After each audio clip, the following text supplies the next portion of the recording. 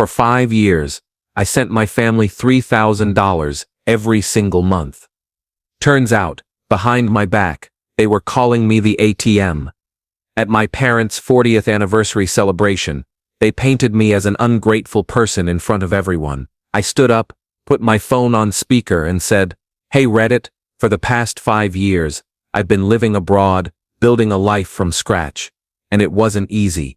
I had to work multiple jobs, pull long shifts, and live modestly, just to make ends meet, and still save whatever I could. Without missing a single month, I sent $3,000 home to my family. My parents and siblings knew about it. I did it out of love, out of a sense of duty, and because I genuinely believed it was helping them, for rent, groceries, medical expenses, and any unexpected emergencies. I never asked for anything in return, not even a simple thank you. Most of the time, I just assumed they were grateful, even if they didn't say it out loud. But as time went on, something started to feel off. Calls home became shorter, conversations grew more shallow. Whenever I mentioned visiting or coming back, the tone would shift, like the idea didn't excite them at all. I kept telling myself they were just busy, and that family is family, even if they didn't show their care the way I expected. But 2 months ago, my cousin accidentally sent me a screenshot that wasn't meant for me. It was from a group chat called ATM Updates. The messages were cold and sarcastic. My name came up several times. My siblings had apparently been calling me the ATM for years. In one message, my mom even joked that she hoped I wouldn't get a girlfriend, because as she put it, the cash flow might stop. My father replied with a laughing emoji. My sister complained about me being late 1 month, and called me a spoiled rich expat, implying I was hoarding money for myself. I couldn't believe what I was reading. It felt like a punch to the gut. I spent the whole night going through those screenshots, just sitting there in shock. To them, I wasn't family anymore. I was just a wallet. And the worst part, not a single person in that chat stood up for me, not even my younger brother. I paid for my brother's tuition. After he failed his first year, I felt used, betrayed, and, honestly, like a fool. Despite everything, I chose not to confront them. As much as I wanted to, I knew the perfect moment was coming.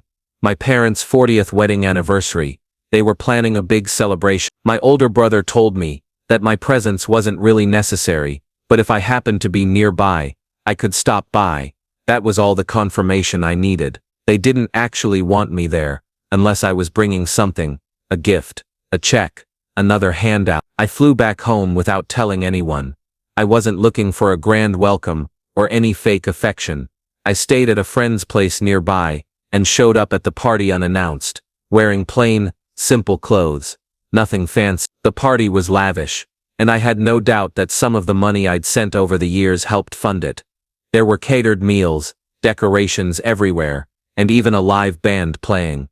I stood back and watched as my siblings raised their glasses and toast. I stayed in the background, just observing.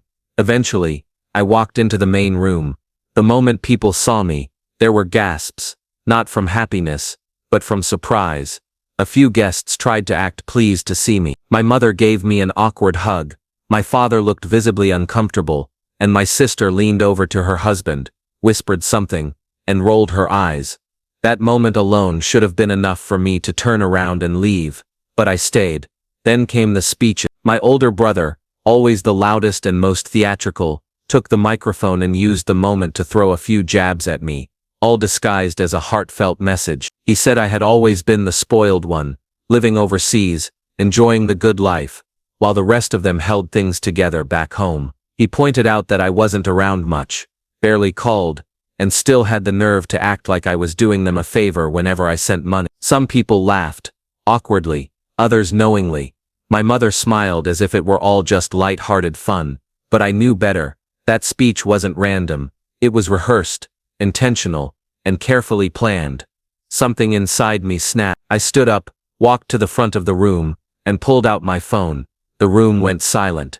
My heart was racing, but my hands were steady. I tapped the speaker icon on my phone, and played a few of the voice notes and messages from the ATM Updates group chat that had been forwarded to me. The entire room fell completely silent. One of the messages was from my sister, complaining that if I didn't send the money on time again, she'd have to cancel her salon appointment. Another was from my mom, saying she couldn't believe I hadn't sent extra for the anniversary, and calling it embarrassing how stingy I was. The last one was from my dad, laughing and joking that I'd probably get upset if I ever found out they called me the ATM. There were gasps, whispers, and the whole room froze.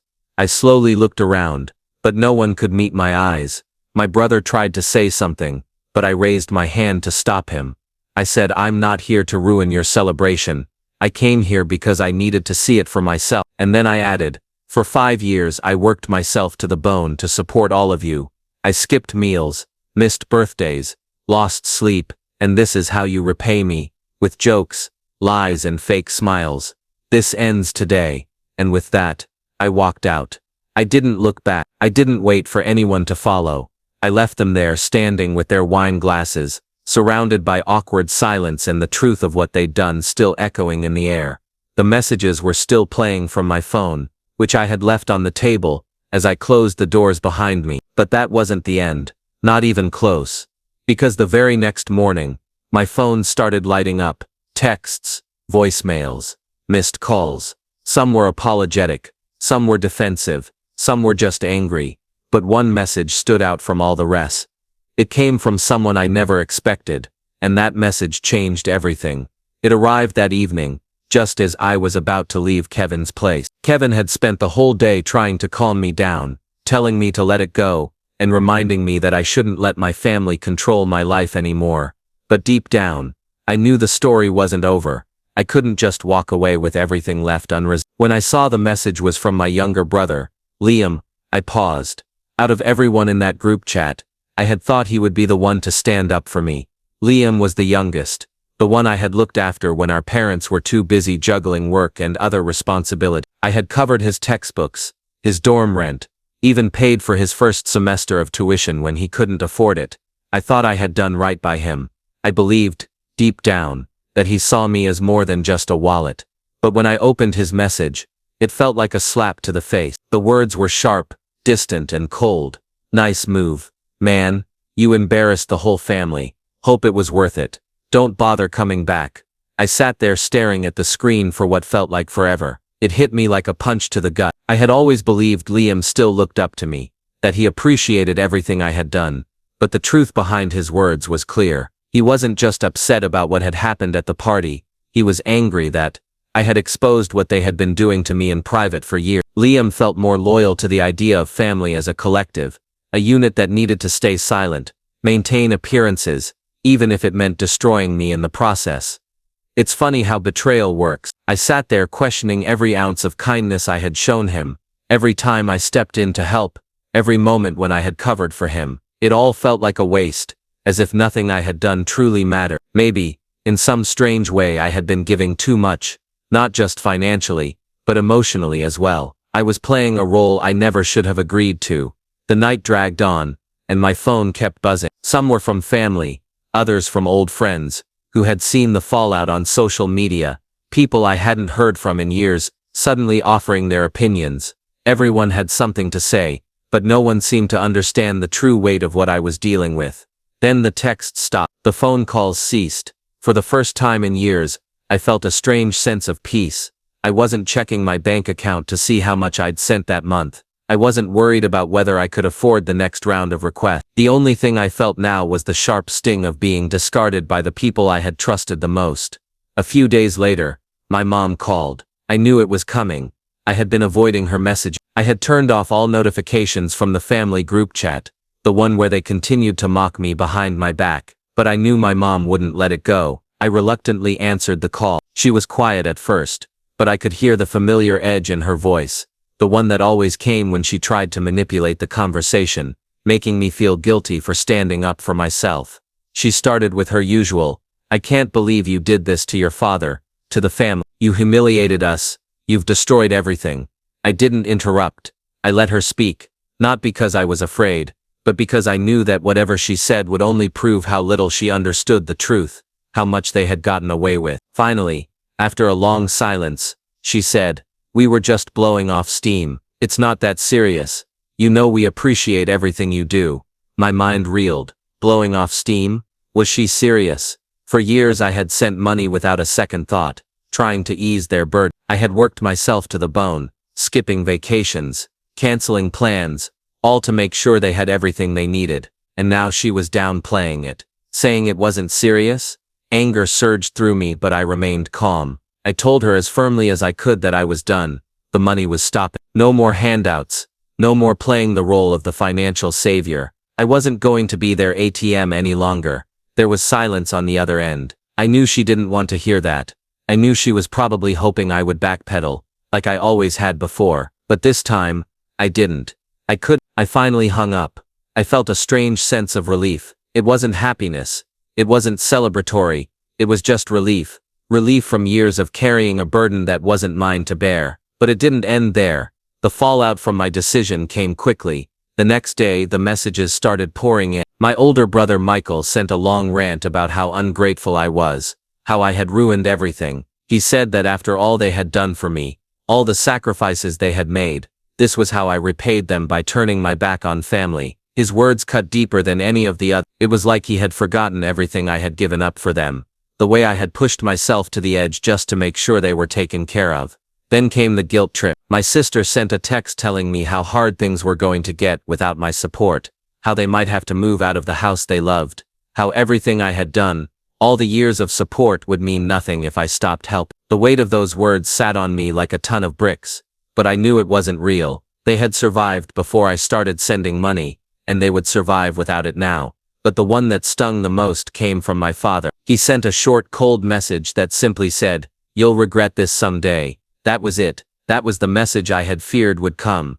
The one where he tried to guilt me into submission. He didn't care about the truth, or the pain they had caused me. All he cared about was making sure I kept sending that money. I didn't reply. I didn't need to. The truth was already clear to me. The family I had tried to protect, the family I had supported with every ounce of my being, wasn't really family at all. They had treated me like a tool, like a means to an end. But then something unexpected happened. The flood of messages stopped. My phone fell silent. Days went by without a single text from anyone. It was as if they had all moved on, as if I was the one left in the dust. And maybe but for the first time in years, I didn't feel the crushing weight of their expectations. I didn't feel like I had to prove anything. I used the silence to heal. I started therapy, something I had put off for far too long. I began to rebuild my life. I invested in myself. I started working on projects I had always dreamed of but never had time for because I was too busy being there for everyone else. I traveled more. I spent more time with the few friends who actually cared about me. For the first time in a long while, I was living for myself. A week later, I received a letter, not an email, not a text, but an old-fashioned handwritten letter slid into my mailbox. It was from my cousin Sarah. She had overheard some conversations between my parents and siblings during family gatherings, and she had always felt uneasy about it. She told me that my parents had been planning to ask me to buy them a new house. They were going to present it at the anniversary party, but when I didn't respond to the initial speech, they shifted their strategy to guilt-tripping me. I was stunned. For years they had pretended to be struggling. They had acted like they needed help, but the truth was they had planned on asking me for more, far more than I had ever imagined. And they were willing to use anything, even my loyalty, to get it. That was the final wake-up call for me. I realized then that I had been nothing more than a resource to them, a way to maintain their lifestyle. They had never seen me as their son or sibling. I was just a piggy bank to them. So I did what I had to do. I blocked them. I shut them out completely. I deleted their numbers, removed them from my social media, and walked away. It wasn't easy. It was painful, but it was necessary. In the months that followed, I started to see things clearly. My parents' marriage wasn't as perfect as it had seemed. My siblings weren't as close as they pretended to be. They had all been complicit in a game I hadn't even realized I was a part of. As I distanced myself from them, I realized something crucial. I wasn't missing anything. I built a new life for myself, one that wasn't tied to their expectations or their demands. I started my own business, something I had been dreaming about for years, but never had the chance to pursue. I went on trips I had put off for too long. I made new friends. I laughed. I smiled. I healed, and I never looked back. I was no longer their ATM. I was just me, and that was more than enough.